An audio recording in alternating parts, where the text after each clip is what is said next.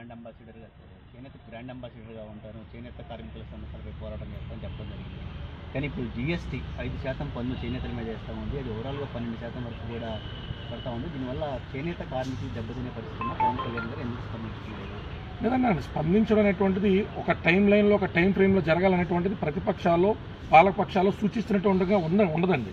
ఒక అంశాన్ని మనం స్పందించేసి ఇమీడియట్గా కేంద్ర ప్రభుత్వం మనం ఖండించాలి, అభివృద్ధి ఆటంకంగా ప్రవర్తిస్తుందని ఏదో నోటు మాట కింద చెప్పేసి రాజకీయ మైలేజ్ తెచ్చుకోవడం అనేటువంటిది మా అభిమతం కాదు.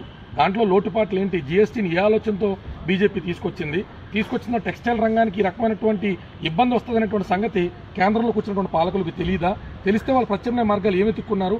ఇలా మేము దానికి సంబంధించి కొంత స్టడీ చేసిన తర్వాత మాట్లాడితే పవన్ కళ్యాణ్ గారు అంటే ఒక చరిస్మాటిక్ లీడర్ మాట్లాడిన దానికి ఒక వాల్యూ ఉంటుంది.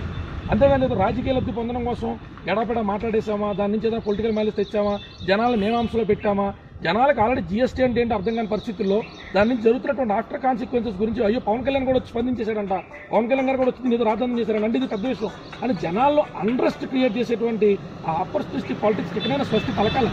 అంటే ఏదన్నా ఇష్యూ జరిగ్గానే మనం కనీసం స్టడీ చేయకుండా బయటకు వచ్చి ప్రజల్లో ఉన్న ఆందోళన మరింత రెట్టింపు చేసేటువంటి రాజకీయాలు చేస్తున్నారు తప్ప దాన్ని ఎక్కడ కూడా సురక్షితంగా పరిష్కరించేటువంటి దిశగా మనం చేద్దాం, దాని ఏదైనా పరిష్కారం సూచిద్దాం, కేంద్ర ప్రభుత్వాలు మనం డిమాండ్ చేద్దాం అనేటువంటి ఆలోచన చేయట్లా. అందుకని మా పార్టీలో అయితే గత కొద్ది రోజులుగా మేధోమదనం కానీ సదస్సులు కానీ ఈ అంశం మీద జరుగుతున్నాయో దానికి సంబంధించి పూర్తి వివరాలు పవన్ కళ్యాణ్ గారు సేకరించగానే ఆధారభూతంగా సూచనప్రాయంగా ఏం చేస్తే బాగుంటుంది అనేటువంటి విషయంతో కలిపి ప్రెస్ మీట్ రూపంలో కానీ లేదంటే ట్విట్టర్లో మా ఏదో ఒక మాధ్యమం ద్వారా కానీ పవన్ కళ్యాణ్ గారు స్పందించడం జరుగుతుంది.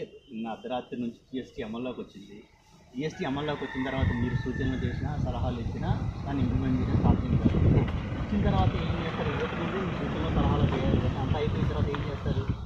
ఏ పరిపాలనా వ్యవస్థలైనా కూడా పాలకపక్షం కానీ పరిపాలన ఉండే వాళ్ళు కానీ ఏదైనా నిర్ణయాలు తీసుకుంటే దట్ ఈజ్ నాట్ ఫైనల్ అండి, అదే పారమార్థికం కాదండి. ప్రజలకు మంచి జరుగుతాయని మనం రూల్స్ కానీ కొత్త రిఫర్మేషన్స్ కానీ చేసుకుంటాం.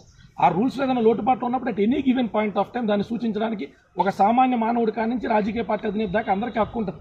నిన్న రాత్రితో అమల్లోకి వచ్చింది కాబట్టి నిన్న రాత్రికి ముందు చెప్తేనే బీజేపీ దాన్ని కన్సిడర్ చేస్తుంది, లేదా ఒకసారి అమలు చేసేసిన తర్వాత ఏదో డిక్టేటర్షిప్ కింద మోనార్కిజం కింద తర్వాత వచ్చేటువంటి ఏ కాన్సిక్వెన్సెస్ని సరి చేసుకునేటువంటి ధోరణిలో ఒకవేళ బీజేపీ ఉంటే అప్పుడు ప్రజలే దానికి తగినటువంటి మూల్యం చెల్లింపు చేసేటువంటి విధానాలు.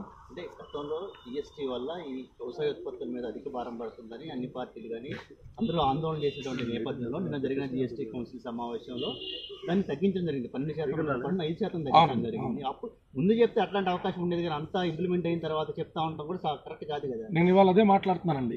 చాలా చరిస్మాటిక్ లీడర్షిప్ ఉన్నటువంటి పవన్ కళ్యాణ్ గారు లాంటి వ్యక్తి పార్టీ నిర్మాణం లేకుండా, కార్యకర్తలు సరైన దిశానిర్దేశం చేయకుండా ఇలాంటి సునిశ్చితమైన అంశాల మీద ఆయన కనుక రోడ్డు మీదకి రావడం జరిగితే అది ఒక పొలిటికల్ అండ్రెస్ట్తో పాటు పబ్లిక్ అండ్రెస్ట్ క్రియేట్ చేయడం అయితే తప్ప జనాలకి మేలు చేసినటువంటి విధానం కానే కాదండి. జగన్మోహన్ రెడ్డి గారు 2014 ముందు కూడా బై ఎలక్షన్లో భారీ మెజారిటీతో గెలిచినప్పుడు కూడా ఇలాంటి ఎన్నో అంశాల గురించి నేషనల్ మీడియా అడిగినప్పుడు నా పార్టీ నిర్మాణ దశలో ఉంది, నేను ఇంకా రోల్స్ డిసైడ్ చేయలేదు, అందుకే రాష్ట్ర విభజన తర్వాత వచ్చేటువంటి సమస్యలను నేను ప్రస్తుతానికి స్పందించట్లేదు అన్నారు. Every party will buy certain ample amount of time, కొంత సమయాన్ని తీసుకుంటుంది. దాని అర్థం ప్రజా సంక్షేమం మా దృష్టిలో లేదనో, దాని గురించి ప్రశ్నించకూడదనో, ప్రశ్నించడం లేదో జరిగిపోద్దనో. It after all takes 10 to 15 minutes of time to tweet on this అండి. అది ట్వీట్ రూపంలో చేసేసి వదిలేసేటువంటి అంశం కాదు.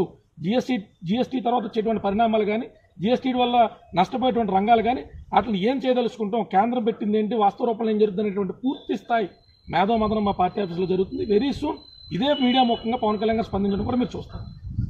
జై జన్ సార్. అది చేనేత రంగం అయితేనే, వివిధ రంగాలైతేనే ఏ రకమైనటువంటి పరిణామాలు ఉంటాయి. అభివృద్ధి మంత్రం పారుతున్నటువంటి బీజేపీ నిజంగా చిత్తశుద్ధి కనపరిచే ఈ జీఎస్టీని తీసుకొచ్చిందా, లేదా అహంకారప్రాయంగా వాళ్ళ ఇరాలో వాళ్ళ యొక్క పరిపాలనలో ఏదో కొత్తదనాన్ని చూపించాలనే విధానం తీసుకొచ్చిందని పూర్తి స్థాయి సమీక్ష అయితే పార్టీ స్థాయిలో జరుగుతుందండి. త్వరలోనే పవన్ కళ్యాణ్ గారు చేనేత మిత్రులకు ఏ రోజైతే ఆ రోజు ఆయనే స్వచ్ఛందంగా ముందరకు వచ్చి ఆయన ఇండివిజువల్గా ఏ రకమైనటువంటి లాభాపేక్ష ఆలోచించకుండా బ్రాండ్ అంబాసిడర్గా ఉంటా అన్నారో ఆ కమిట్మెంట్కి ఈ రోజు కూడా కట్టుబడి ఉన్నారు. ఖచ్చితంగా వెరీ సూన్ అతి త్వరలో పవన్ కళ్యాణ్ గారు దీనికి సంబంధించి స్పందించడం అయితేనే ఏ రకమైనటువంటి సొల్యూషన్ ప్రభుత్వాలు తీసుకుంటే ఇవాళ టెక్స్టైల్ రంగానికి జరగబోతున్నటువంటి అన్యాయం కానీ, టెక్స్టైల్ రంగానికి జరగబోతున్నటువంటి అభివృద్ధి ఆటంకపూరితమైనటువంటి చర్యలు కానీ అడ్డుగట్ట పడతాయనేటువంటిది అంశాపూరితంగా లేవనెత్తుకున్నటువంటి అవకాశాలు అయితే ఉన్నాయి. స్పందించట్లేదు అనేటువంటిది కేవలం ప్రతిపక్షాల ఆరోపణ తప్ప ప్రతి అంశం మీద కూడా పార్టీలో నిరంతరాయంగా ఎకనామిస్టుల ద్వారానైతేనే, ఆయా రంగాలకు సంబంధించినటువంటి మేధావుల ద్వారా అయితేనే ఎప్పుడు ప్రతిరోజు కూడా మేధోమదనం జరుగుతూ ఉంటుంది. స్పందనకు సంబంధించి వెరీ సూన్ ప్రెస్ మీట్ రూపంలో కానీ, ట్విట్టర్ రూపంలో కానీ పవన్ కళ్యాణ్ స్పందిస్తారు. జస్ట్ పవన్ కళ్యాణ్ మాటలు మాత్రమే పరిమితం అవుతున్నాడు, చేతులు కనిపించట్లేదు, ఇది కూడా తర్వాత మళ్ళీ దానిపైన రెస్పాండ్ అవ్వట్లేదు అని చెప్పి పెద్ద ఎత్తున విమర్శలు వస్తుంది.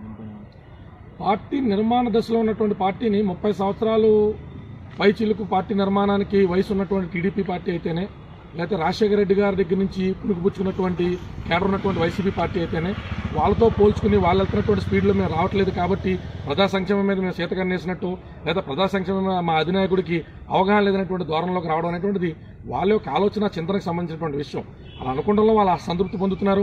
అలా ప్రజల్లోకి తీసుకెళ్దాం అనుకుని ప్రతిసారి వైఫల్యం చెందుతున్నారు. ఖచ్చితంగా మా పార్టీ నిర్మాణం ఒక 11 జిల్లాలు అయితే పెండింగ్ ఉన్నది. నెలాఖరికి కానీ వచ్చే నెలకు కానీ కంప్లీట్ అయిపోగానే పూర్తిస్థాయి రాజకీయాల్లో ప్రతి అంశం మీద కూడా పవన్ కళ్యాణ్ గారు కానీ జనసేన పార్టీ శ్రేణులు కానీ ప్రజల్లోనే ఉంటూ ప్రజల్లో మమేకమై మా ప్రయాణం కొనసాగిస్తామని తెలియజేస్తున్నాం.